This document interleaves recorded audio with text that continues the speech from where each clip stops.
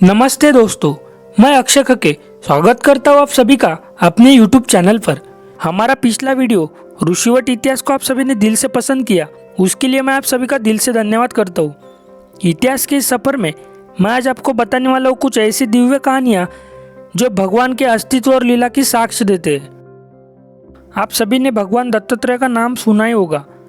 आप में से बहुत सारे लोग उनको पूछते भी होंगे और कई बार आप उनके मंदिर में भी गए होंगे। लेकिन क्या आपको पता है कि भगवान दत्तात्रेय कौन थे, उनका जन्म कैसे हुआ, उनके शिष्य कौन थे? दत्तात्रेय भगवान के हर फोटो में आपको 4 कुत्ते और एक ही गाय क्यों दिखती है? भगवान दत्तात्रेय के हर मंदिर में आपको नवनाथ भगवान की 9 मूर्तियाँ दिखती है। लेकिन क्या आपको पता है कि ये नवनाथ कौन थे, इनका जन्म कैसे हुआ और उनका जन्म किस हेतु हुआ था? नाथ संप्रदाय क्या है? ये सब बातें मैं आपको बताने वाला हूँ। आज मैं आपको लेकर आया हूँ ऋषिवट नगर से थोड़ी दूर बसे गोरखनाथ मंदिर पर, जिसे गोरखवाड़ी भी कहा जाता है। मंदिर में जाने से पहले मैं आपको सुनाता हूँ भगवान दत्तात्रेय के जन्म की कथा। हिंदू धर्म में ब्रह्मा, विष्णु और महेश को मुख्य देवता और इस सृष्टि का रचिता, पालनकर्ता और संहारकर्ता माना जाता है। भगवान दत्तात्रेय विष्णु के अवतार है। ऋषि अत्रि और देवी अनुसया उनके माता पिता है। एक कथा के अनुसार ब्रह्मा, विष्णु और शिव उनकी पत्नियों के कहने पर देवी अनुसया की पतिव्रता होने की परीक्षा लेना चाहते थे।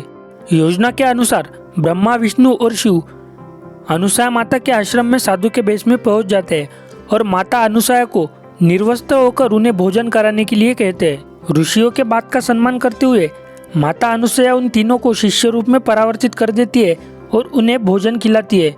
ब्रह्मा, विष्णु और शिव की पत्नियां उन्हें खोजते हुए आश्रम पहुंचती है।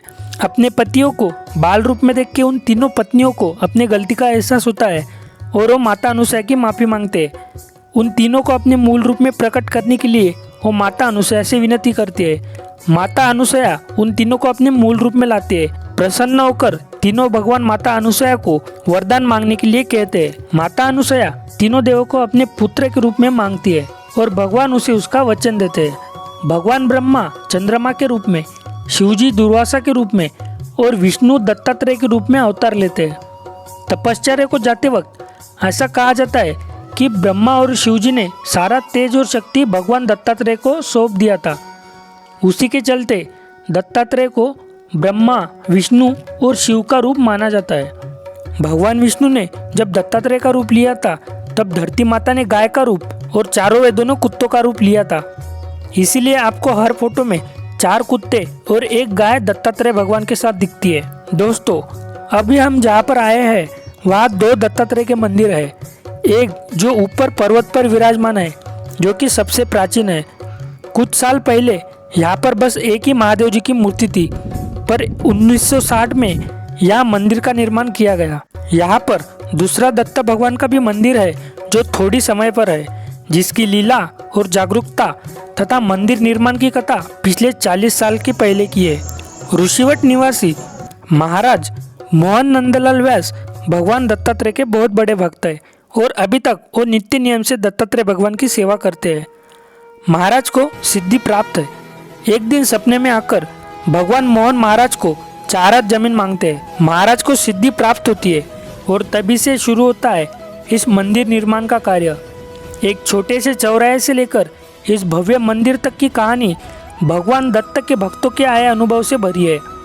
महाराज किसी भी व्यक्ति को कोई भी दुख हो, पीड़ा हो, कोई भी बीमारी हो, उसका निवारण करते हैं। महाराज ने कई लोगों की जानें बचाई है। इस फोटो में जो सबसे दाएं बाजू में है उनका नाम है चंद्रकांत वामन पांडे। मोहन महाराज ने भगवान दत्त की कृपा से उन चंद्रकांत जी की जान बचाई थी। तब से लेकर अभी तक चंद्रकांत जी ने अपनी पूरी आयु भगवान दत्त की सेवा में लगा दी है। ऐसे हजारों उदाहरण है भगवान के लीला के। मूल रूप में यह भगवान शिव जी की एक स्वयंभू मूर्ति है जो आज भी मौजूद है। शुरुआत से लेकर अभी तक मंदिर निर्माण हुआ, लेकिन जिस जगह पर भगवान सबसे पहले विराजे थे वह जगह आज भी जतन करके रखी है। हर दत्त जयंती पर इस गोरक्षनाथ मंदिर में भारत भर से लोग आते हैं। यह बहुत जागरूक स्थान है। दत्त जयंती पर यह खड़ा पहरा की परंपरा सालों से चली आ रही है। खड़ा पहरा मतलब शाम 6 से लेकर सुबह 6 तक मंदिर के परिसर में बिना बैठे पहरा लगाना। गुजरात से आए कुछ भक्त यहाँ एक पैर पर खड़े रहकर भी पहारा करते हैं। इस जगह पर सुपारी डालकर खड़ा पहारा पूर्ण करने पर अपनी मनोकामना पूर्ण होती है, ऐसे कहा जाता है। मैं भी 2-3 बार इस खड़ा पहारा का अनुभव ले चुका हूँ। अभी मैं आपको दिखाने जा रहा हूँ भक्ति में तल्लीन भक्त।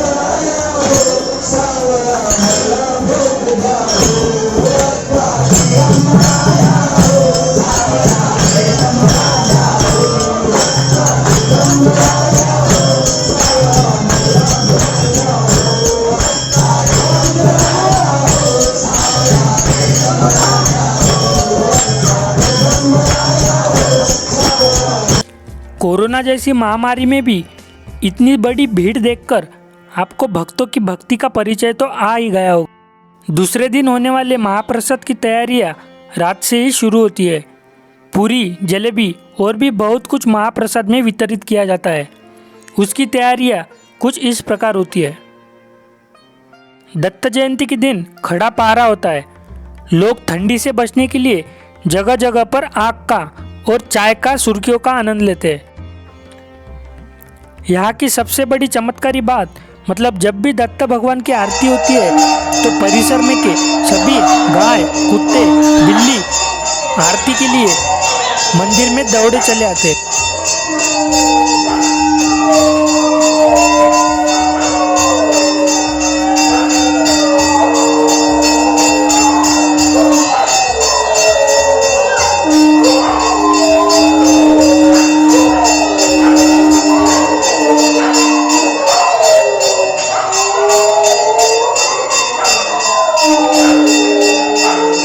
दोस्तों, अभी मैं आपको बताने जा रहा हूँ कि नवनाथ कौन थे और उनकी उत्पत्ति कैसी हुई।